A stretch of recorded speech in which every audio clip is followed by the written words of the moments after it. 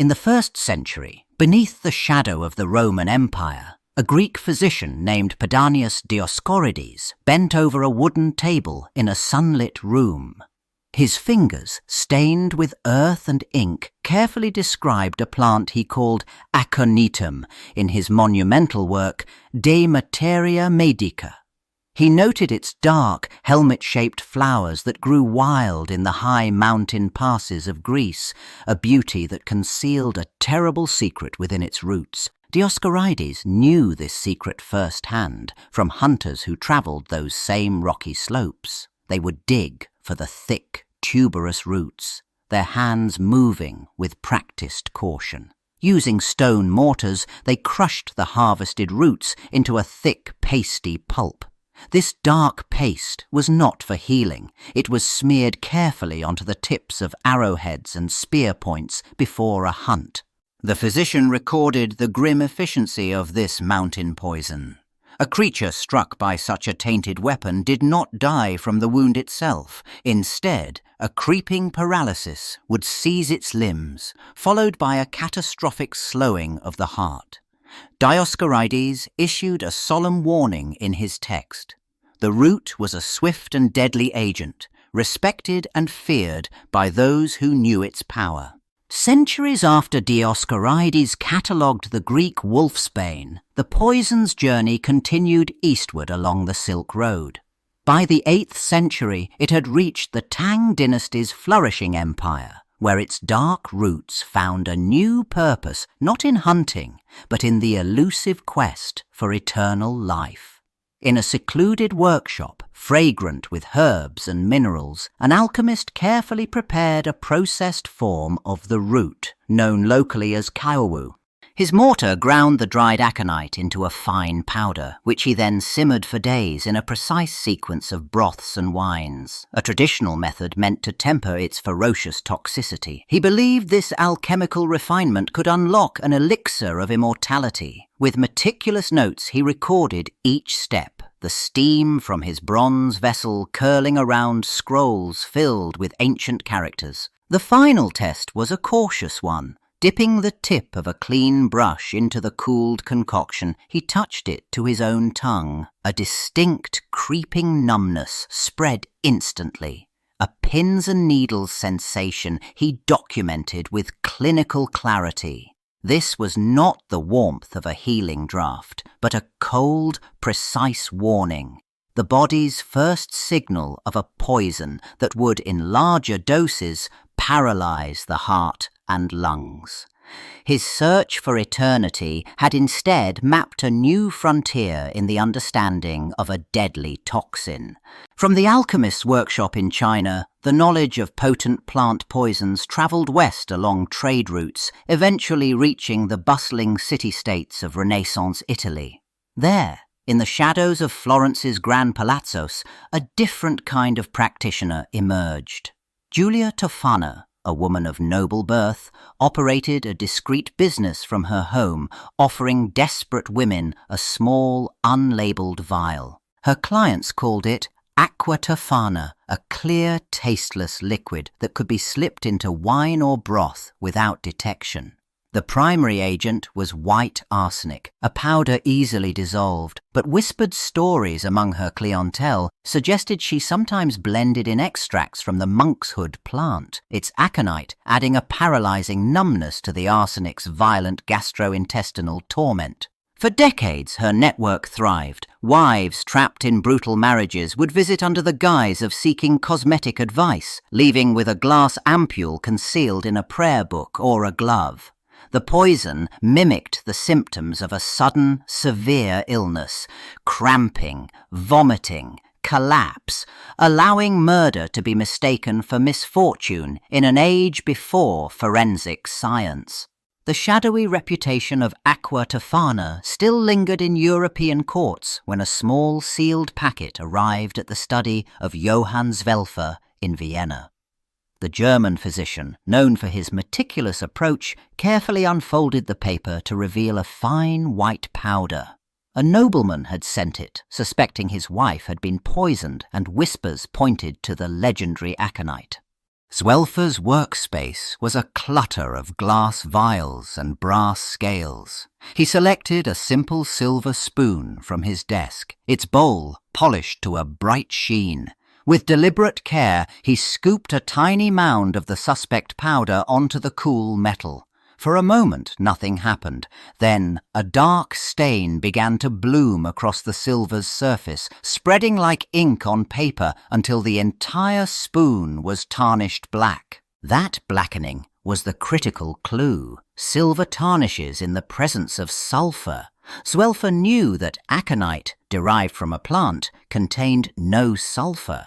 The reaction pointed unmistakably to arsenic trioxide, a mineral poison whose chemical structure included sulfur atoms. The test was crude but definitive. The mystery powder was not the herbal terror of antiquity, but the far more common mineral white arsenic. While the tarnished silver spoon had revealed sulfur, it couldn't distinguish arsenic from other compounds. In a Paris laboratory nearly a century later, the chemist Jean-Pierre Lassagne faced this same forensic blind spot. He needed a test that would speak arsenic's name alone. His solution lay in a simple coil of copper gauze and a flask of hydrochloric acid. Lassagne would grind a suspect sample, perhaps a residue scraped from a dinner plate or a powder found in a drawer, and place it with the copper in his glass apparatus. As he heated the mixture, the acid vapors swirled. If arsenic was present, a chemical reaction would occur on the copper's surface, forming a volatile compound with a very specific, ominous signature. That signature was a sharp, unmistakable odor of garlic. In a courtroom in 1787, that scent became evidence. For the first time, a chemist could stand before a judge and not just suggest, but demonstrate the ghost of arsenic lingering in a stomach's contents. The poison now had a smell, and that smell could send a murderer to the gallows. While Lassagne's garlic-scented test had advanced French forensics, British courts still struggled. Arsenic remained the perfect domestic weapon, tasteless, cheap, and widely available as rat poison. In 1836, chemist James Marsh grew frustrated watching another suspected murderer walk free. The existing tests were too crude, too easily challenged by clever defense attorneys who could claim the results came from impurities in the soil or the victim's own medicine. Marsh retreated to his cluttered Woolwich laboratory, determined to build something definitive. He assembled a delicate glass apparatus, a flask for generating hydrogen gas connected to a narrow, heated tube. His idea was elegant.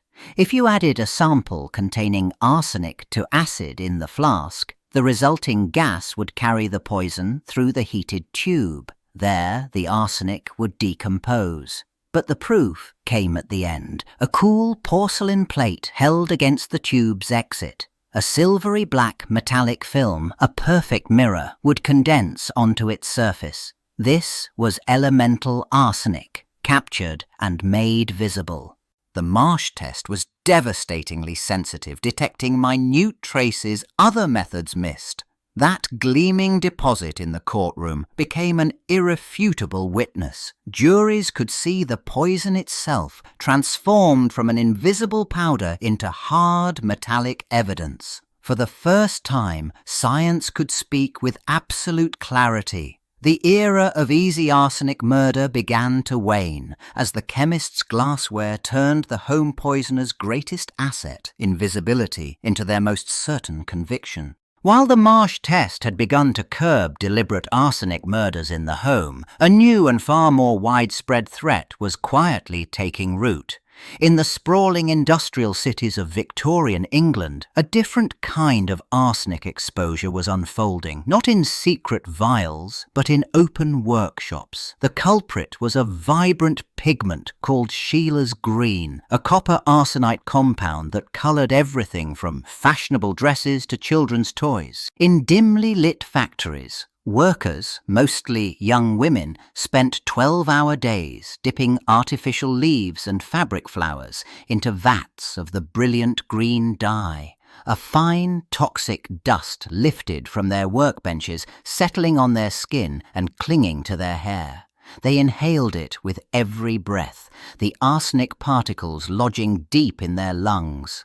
At day's end, their hands and forearms were stained a ghostly, persistent green. The poison worked slowly, insidiously. Workers developed persistent sores on their hands and faces, suffered from violent stomach cramps, and experienced a debilitating fatigue that no amount of rest could cure. Nosebleeds became common, and a chronic, racking cough filled the workshops. For these labourers, arsenic was no longer a tool of malice, but an inescapable condition of their employment, a daily dose absorbed through the very air they breathed. The industrial poison that had sickened factory workers now escaped the workshop entirely. In the autumn of 1851, a confectioner in London's Borough Market unwrapped a fresh sack of sugar, its crystals gleaming white. He measured it into his copper vat, stirred it into a simmering syrup with peppermint oil, and poured the mixture into moulds for hard lozenges. The sweet, medicinal scent filled his bakery as the candies cooled. Within days, a wave of violent illness swept through the city. Victims collapsed with searing abdominal pain, their throats burning as they vomited a chalky white substance. A doctor treating a gravely ill family noted their shared symptom. Each had eaten the new peppermint sweets. Panic spread as the death toll climbed to 20, with over 200 people writhing in agony. Authorities seized the remaining lozenges, their innocent green wrappers now marking them as agents of death. Chemists ground the suspect sugar into powder and subjected it to James Marsh's definitive test. The apparatus produced the telltale silvery black mirror, arsenic.